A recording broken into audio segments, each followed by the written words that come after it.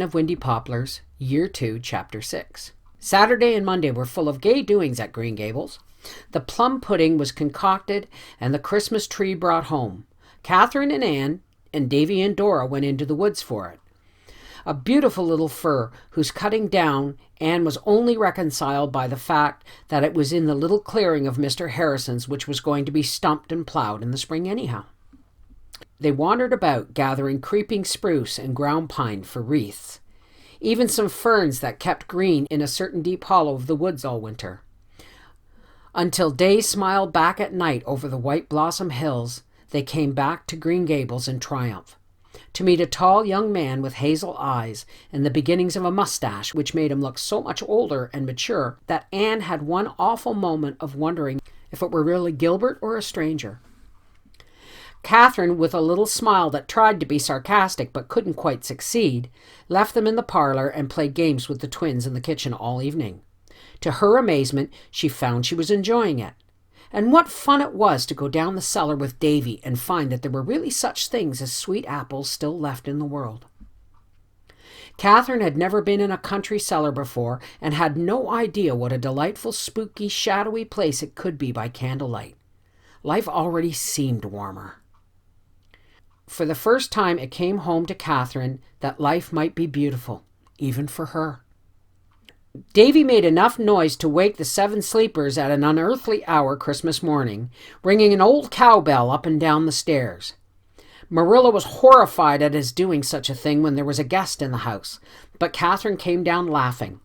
Somehow an odd camaraderie had sprung up between her and Davy. She told Anne candidly that she had no use for the impeccable Dora, but that Davy was somehow tarred with her own brush.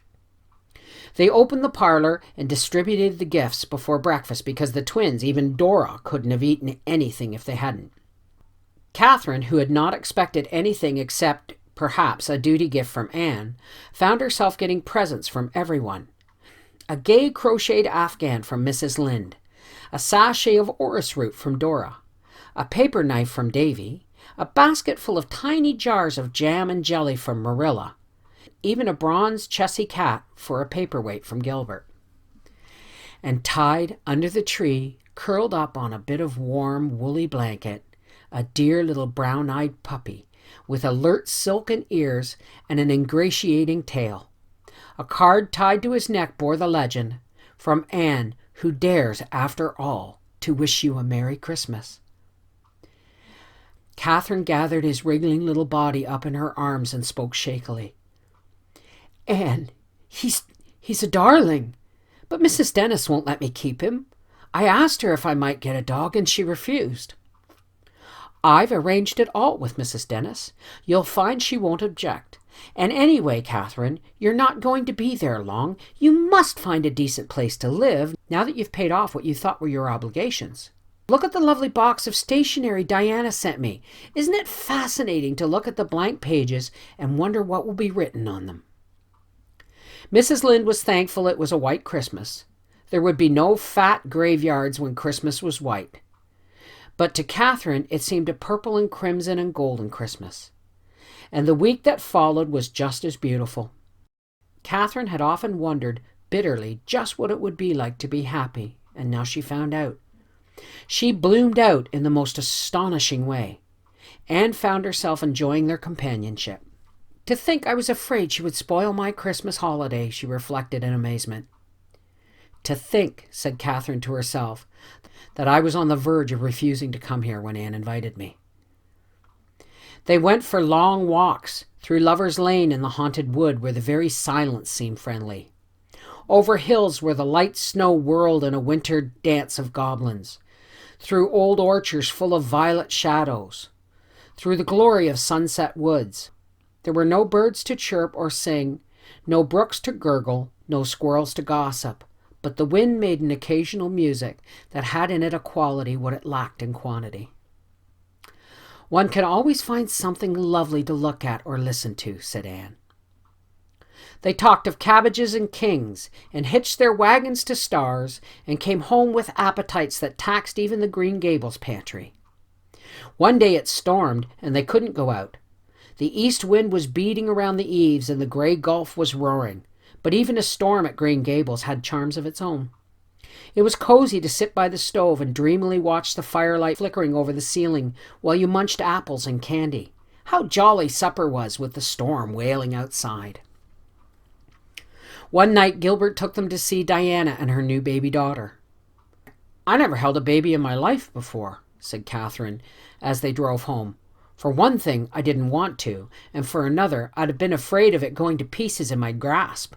You can't imagine how I felt, so big and clumsy with that tiny exquisite thing in my arms." I know Mrs. Wright thought I was going to drop it every minute. I could see her striving heroically to conceal her terror. But it did something to me. The baby, I mean. I haven't decided just what. "Babies are such fascinating creatures," said Anne dreamily. "They are what I heard somebody at Redmond call terrific bundles of potentialities. Think of it, Catherine. Homer must have been a baby once. A baby with dimples and great eyes full of light. He couldn't have been blind then, of course." "What a pity it was his mother didn't know he was to be Homer," said Catherine. "But I think I'm glad that Judith's mother didn't know he was to be Judas," said Anne softly. "I hope she never did know." There was a concert in the hall one night, with a party at Abner Sloane's after it, and Anne persuaded Catherine to go to both. "I want you to give us a reading for our program, Catherine. I've heard you read beautifully." "I used to recite.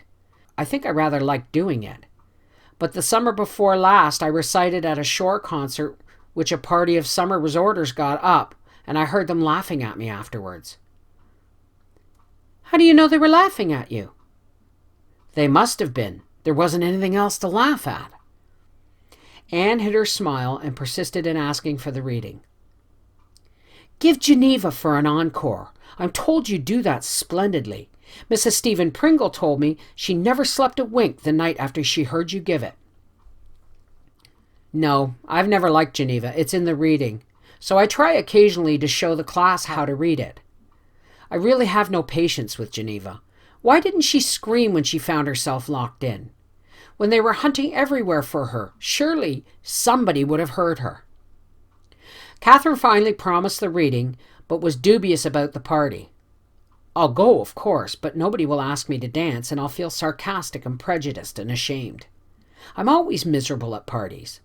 The few I've ever gone to. Nobody seems to think I can dance, and you know I can fairly well, Anne.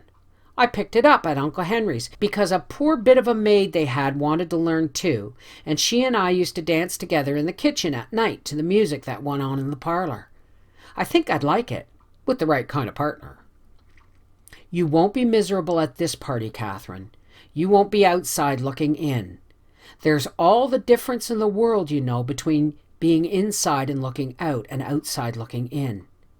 You have such lovely hair, Catherine. Do you mind if I try a new way of doing it?" Catherine shrugged. "Oh, go ahead. I suppose my hair does look dreadful, but I've no time to be always primping. I haven't a party dress. Will my green taffeta do?" "It will have to do, though green is the one color above all others that you should never wear, my Catherine. But you're going to wear a red pin-tucked chiffon collar I've made for you. Yes, you are. You ought to have a red dress, Catherine." "I've always hated red. When I went to live with Uncle Henry, Aunt Gertrude always made me wear aprons of bright turkey red. The other children in school used to call out fire whenever I came in with one of those aprons on. Anyway, I can't be bothered with clothes." "Heaven grant me patience. Clothes are very important," said Anne severely, as she braided and coiled. Then she looked at her work and saw that it was good. She put her arm around Catherine's shoulder and turned her to the mirror. "Don't you truly think we are a pair of quite good-looking girls?" she laughed. "And isn't it really nice to think people will find some pleasure in looking at us? There are so many homely people who would actually look quite attractive if they took little pains with themselves. 3 Sundays ago in church, you remember the day poor old Mr. Milvain preached and had such a terrible cold in his head that nobody could make out what he was saying? Well, I passed the time making the people around me beautiful. I gave Mrs. Brent a new nose. I waved Mary Addison's hair and gave Jane Mardens a lemon rinse. I dressed Emma Dill in blue instead of brown. I dressed Charlotte Blair in stripes instead of checks. I removed several moles, and I shaved off Thomas Anderson's long sandy Piccadilly weepers. You couldn't have known them when I got through with them. And except perhaps for Mrs. Brent's nose, they could have done everything I did themselves. Why, Catherine, your eyes are just the color of tea. Amber tea. Now live up to your name this evening. A brook should be sparkling, limpid, merry. Everything I'm not. Everything you've been this past week, so you can be it. That's only the magic of Green Gables. When I go back to Summerside, 12 o'clock will have struck for Cinderella. You'll take the magic back with you. Look at yourself, looking for once as you ought to look all the time. Catherine gazed at her reflection in the mirror as rather doubting her identity. I do look years younger, she admitted. You were right. Clothes do things for you. Oh, I know I've been looking older than my age. I didn't care. Why should I? Nobody else cared. And I'm not like you, Anne. Apparently, you were born knowing how to live. And I don't know anything about it. Not even the ABC. I wonder if it's too late to learn. I've been sarcastic so long, I don't know if I can be anything else. Sarcasm seemed to be the only way I could make an impression on people. And it seems to me, too, that I've always been afraid when I was in the company of other people. Afraid of saying something stupid. Afraid of being laughed at. Catherine Brooke, look at yourself in that mirror. Carry that picture of yourself with you. Magnificent hair framing your face instead of trying to pull it backwards. Eyes sparkling like dark stars. A little flush of excitement on your cheeks. And you won't feel afraid. Come now. We're going to be late, but fortunately all the performers have what I heard Dora referring to as preserved seats. Gilbert drove them to the hall. How like old times it was. Only Catherine was with her in place of Diana. Anne sighed. Diana had so many other interests now. No more running around to concerts and parties for her. But what an evening it was! What silvery satin roads with a pale green sky in the west after a light snowfall. Orion was treading his stately march across the heavens, and hills and fields and woods lay around them in pearly silence. Catherine's reading captured her audience from the first line, and at the party she could not find dances for all her would-be partners. She suddenly found herself laughing without bitterness. Then home to Green Gables, warming their toes at the sitting-room fire by the light of 2 friendly candles on the mantel, and Mrs. Lynde tiptoeing into their room, late as it was, to ask them if they'd like another blanket, and assure Catherine that her little dog was snug and warm in a basket behind the kitchen stove. I've got a new outlook on life, thought Catherine, as she drifted off into slumber. I didn't know there were people like this. Come again, said Marilla when she left. Marilla never said that to anyone unless she meant it. Of course she's coming again, said Anne. For weekends and for weeks in the summer, we'll build bonfires and hoe the garden and pick apples and go for the cows and row upon the pond and get lost in the woods. I want to show you little Hester Gray's garden, Catherine, and Echo Lodge and Violet Vale when it's full of violets.